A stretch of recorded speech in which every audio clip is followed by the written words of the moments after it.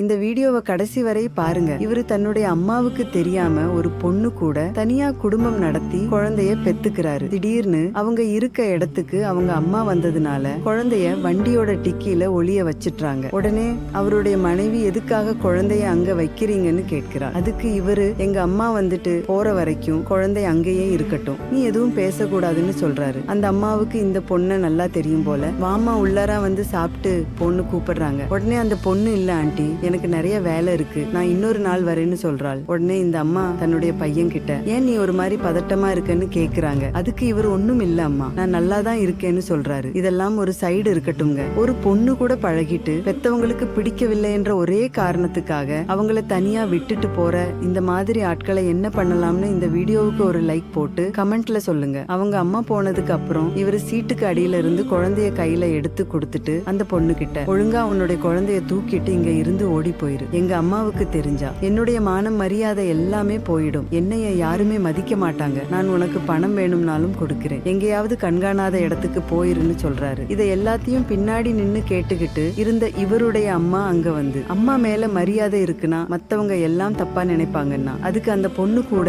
நீ பழகாமல் இருந்திருக்கணும். அந்த பொண்ணை நம்ப வச்சு ஏமாத்திட்டு இப்படி விட்டுட்டு போக நினைக்கிறியே, நீ எல்லாம் ஒரு ஆம்பளையா? நீ உண்மையாலுமே என்னுடைய மகனா இருந்தா அந்த பொண்ணை இப்பவே என்னுடைய மருமகளா வீட்டுக்கு கூட்டிட்டு வான்னு சொல்றாங்க. தன்னுடைய மகன் தப்பு செஞ்சு இருந்தாலும் ஒரு பெண்ணுடைய வாழ்க்கை கெட்டு போக கூடாதுன்னு நினைச்ச இந்த அம்மா செயல் உங்களுக்கு பிடிச்சிருந்தா இந்த வீடியோவுக்கு ஒரு லைக் போட்டு கமெண்ட்ல சூப்பர்னு கமெண்ட் பண்ணுங்க.